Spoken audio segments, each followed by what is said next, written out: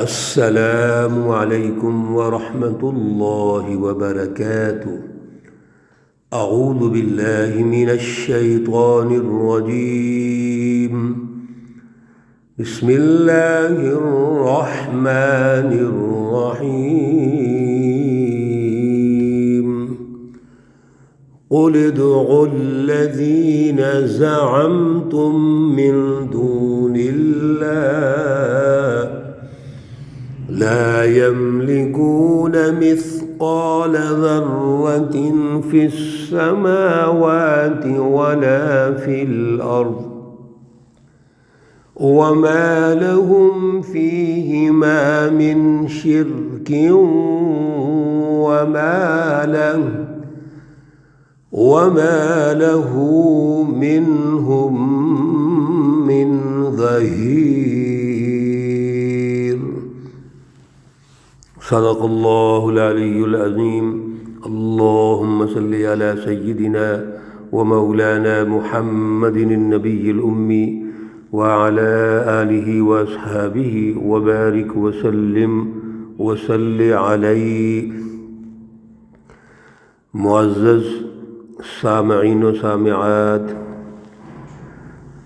سورۃ سبا پارہ نمبر 22، آیات مقدسہ نمبر 22 تا 25 ہیں۔ اللہ رب العزت ان آیات کا فہم اور شعور عطا فرمائیں اور عمل کی توفیق اور صلاحیت عطا فرمائیں۔ پچھلے درس میں اللہ رب العزت نے دنیا اور آخرت کی ترقیات کیسے ہوں گی، اس کی بنیاد کیا ہے، اس کے دائرے کیا ہیں، یہ قوم سبا کے عنوان سے اللہ نے سمجھایا۔ اور سب سے بڑی بات یہ ہے کہ اللہ رب العزت یہ چاہتے ہیں کہ انسانیت ترقی کرے۔ اللہ رب العزت نے اس کائنات کو پیدا کیا اور کائنات میں اشرف المخلوقات انسان کو پیدا کیا۔ اب اللہ خوش ہوتے ہیں جب اس کائنات میں ترقی ہوتی ہے، ریسرچ ہوتی ہے، غور و فکر ہوتی ہے، اور یہ انسان اعلیٰ شعور، اعلیٰ دماغ، اعلیٰ نظریہ لے کے اللہ کی رٹ کو قائم کرتا ہے اور انسانیت کے لیے عدل کے نظام قائم کرتا ہے، خوشحالی قائم کرتا ہے، امن کا نظام قائم کرتا ہے۔ اللہ اس سے خوش ہوتے ہیں۔ اس لیے قوم سبا کے عنوان سے اللہ رب العزت نے جو رہنمائی ارشاد فرمائی کہ ہر قوم کو اللہ ترقی دینا چاہتے ہیں۔ اللہ یہ چاہتے ہیں کہ یہ قوم سائنس میں آگے بڑھے، ٹیکنالوجی میں آگے بڑھے، ایجادات کرے، لیکن ان تمام ایجادات اور ترقیات کا مرکز انسانیت ہونی چاہیے۔ کبھی بھی ایسا نہ ہو کہ ترقیات ایک خاص پارٹی کی نظر ہو جائیں، خاص مافیا غالب آ جائے اور انسانیت اپنی بنیادی حقوق سے محروم ہو جائے۔ ایسا نہ ہو کہ انسان غالب آ کے دوسروں کو غلام بنانا شروع کر دے۔ اسی کو نظام ظلم کہتے ہیں۔ اللہ رب العزت ایسے ظلم کے نظام کی مذمت فرماتے ہیں۔ اس لیے جب کوئی قوم ترقی کرتی ہے، وہ آگے بڑھتی ہے، تو پھر اللہ کا شکر ادا کرنا چاہیے۔ اللہ کا شکر قولی بھی ہے، لسانی بھی ہے، عملی بھی ہے۔ اور عملی اللہ کا شکر یہی ہے کہ اللہ کے سسٹم کو غالب کیا جائے، جو عدل کا سسٹم ہے، اللہ کی رٹ قائم کی جائے، جو خدا شناسی ہے، شعور ہے، سچی تعلیم کو غالب کیا جائے اور انسانوں کو اللہ سے جوڑا جائے۔ آج کی آیات میں اللہ رب العزت پھر ہماری تربیت فرما رہے ہیں کہ پیچھے جو شیطان کے نرغے میں آ کے شیطان کی فلسفی اور اس کے نظریے کو مان کر دنیا اور آخرت میں تباہی آتی ہے، اللہ رب العزت فرماتے ہیں اس پہ غور و فکر کرو، سچی تعلیم حاصل کرو اور اس پر غور کیجئے۔ قُلِ ادْعُوا الَّذِينَ زَعَمْتُم مِّن دُونِ اللَّهِ، یہ قوم سبا کا جو پورا واقعہ سنایا مشرکین مکہ کو، یہ ایک تاریخی حقیقت ہے جس کے ذریعے سے اللہ رب العزت مشرکین مکہ، کفار مکہ کو الارم کر رہے ہیں۔ تو رسول اللہ صلی اللہ علیہ وسلم سے فرماتے ہیں قل کہہ دیجئے ادعوا الذین، بلاؤ ان لوگوں کو، پکارو ان لوگوں کو، زعمتم جن کے بارے میں تم گمان کرتے ہو، من دون اللہ اللہ کے علاوہ، اللہ رب العزت کی ہستی کے علاوہ جن بتوں کو تم پوجتے ہو وہ، اور جو تمہارے بڑے بڑے آقا ہیں، سردار ہیں، ان کو بلاؤ۔ اور ان کی حقیقت یہ ہے، خود اللہ تعالیٰ نے ان کی حقیقت ارشاد فرمائی۔ نمبر 1، لا یملکون مثقال ذرۃ فی السماوات ولا فی الارض۔ پچھلے ہم دروس میں سن چکے ہیں کہ اللہ رب العزت ذرے ذرے کے مالک ہیں۔ آسمان اور زمین میں جو کچھ ہے، ایک معمولی ذرہ بھی ہے، اللہ اس کے خالق مالک ہیں۔ اور یہاں اللہ رب العزت تردید فرماتے ہیں لا یملکون، یہ مالک نہیں ہو سکتے، مثقال ذرۃ ایک ذرے کے بھی، فی السماوات آسمانوں میں، ولا فی الارض اور نہ زمین میں۔ میرے عزیزو دوستو، یہ وہ حقیقت ہے جس کا اعتراف ہمیں آج بھی کرنا چاہیے۔ اور پہلی دنیا میں بھی اللہ رب العزت تاریخی دلائل دے کر یہ ثابت کر چکے ہیں کہ آسمان، زمین اور جو کچھ اس میں ہے، ذرہ ذرہ، اس کے مالک صرف اللہ ہے۔ اور اس کی حقیقت کا اعتراف عقلی اور نقلی دلائل سے ہو چکا ہے۔ آپ غور کیجئے کہ ایک انسان جو دنیا میں آیا، آدم علیہ السلام، اللہ نے ان کو پیدا کیا، آج تک دنیا میں جتنے بھی انسان ہیں وہ آدم کی اولاد ہیں۔ دنیا میں ان کے آنے کا پروسیس، جانے کا پروسیس ایک ہی ہے۔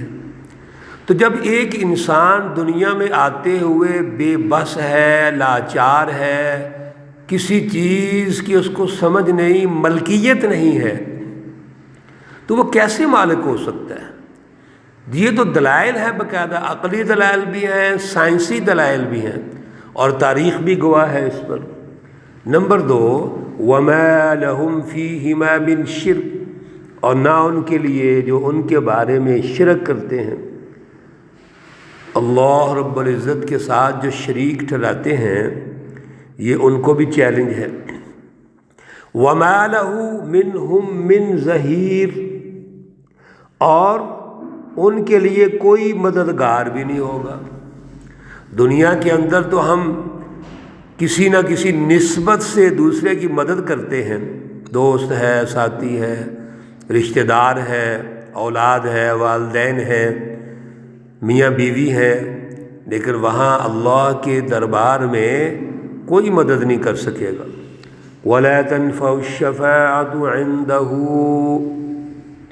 اور چوتھی بات یہ ہے کہ اللہ رب العزت کے ہاں کسی کی سفارش قبول نہیں ہوگی، إِلَّا لِمَنْ أَذِنَ لَهُ، مگر جس کو اللہ اجازت دیں گے، اللہ کی اجازت سے سفارش ہوگی۔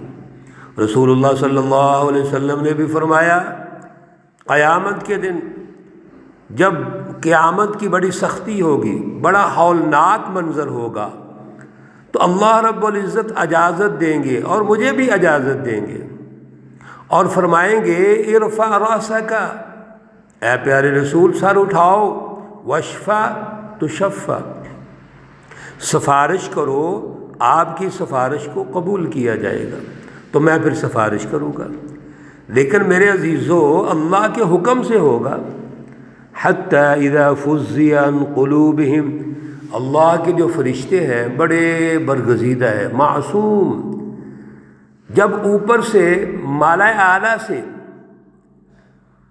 نیچے احکامات نازل ہوتے ہیں تو فرشتے جو ہر وقت پرہیزگار، نیک، معصوم، وہ بھی ڈر جاتے ہیں اور اللہ کے سامنے عاجزی کے ساتھ سجدہ ریز ہو جاتے ہیں، اور جب اٹھتے ہیں تو پھر ایک دوسرے سے پوچھتے ہیں اللہ کا کیا حکم آیا۔ حتی اذا فزع، یہاں تک کہ جب گھبراہٹ سے دور ہوتی ہے، عن قلوبہم، ان کے دلوں سے، قالوا ماذا قال ربکم، تو پھر کہتے ہیں کیا فرمایا اللہ تعالیٰ نے۔ قالوا الحق، وہ فرشتے کہتے ہیں دوسرے حق کہا، سچی بات کہی، یعنی اللہ کا جو حکم ہے وہ آج کی ضرورت ہے۔ وَهُوَ الْعَلِيُّ الْعَظِيمُ، اور وہی بڑا بزرگ ہے، سب سے بالا تر ہے۔ اللہ علی، سب سے اوپر، الکبیر، بہت بڑا ہے، اللہ کے سامنے کوئی دم بھی نہیں مار سکتا۔ قل، کہہ دیجئے، من یرزقکم، کون ہے جو تمہیں رزق دیتا ہے، من السماوات، آسمانوں سے، والارض، زمین سے، قل اللہ، کہہ دیجئے صرف اللہ رب العزت کی ذات اقدس ہے۔ وَإِنَّا، او ایاکم، اور یا ہم یا تم، لَعَلَىٰ ہُدًى، بے شک ہدایت پر ہے، او فی ضلال مبین، یا کھلی گمراہی میں ہے۔ جب یہ واضح ہو گیا کہ آسمان زمین اللہ کے، ذرہ ذرہ اللہ کا، یہ توحید پر دلائل ہے، اللہ کی ربوبیت پر دلائل ہے، اللہ کی رٹ قائم ہونے پر دلائل ہے، تو پھر دو ہی راستے ہیں آپ کے پاس، یا تو آپ ہدایت پر ہیں یا گمراہی پہ ہیں۔ اللہ کو مان کر، اللہ کی رٹ کو قائم کر کے آپ ہدایت پر ہوں گے، اور اللہ کے دامن کو چھوڑ کر شیطان کی پیروی کر کے، شیطان کے پیچھے لگ کے آپ گمراہی میں چلے جائیں گے۔ قُل لَا تُسْأَلُونَ عَمَّا أَجْرَمْنَا، آپ فرما دیجئے آپ سے نہیں پوچھا جائے گا ان چیزوں کے بارے میں، عما، ان چیزوں کے بارے میں، اجرمنا، جو ہم نے کچھ گناہ کیے ہیں، ولا نسأل، اور ہم سے پوچھنا ہوگی، عما تعملون، جو تم کرتے ہو۔ مقصد یہ ہے کہ اصل اللہ کی رہنمائی کو اختیار کرو۔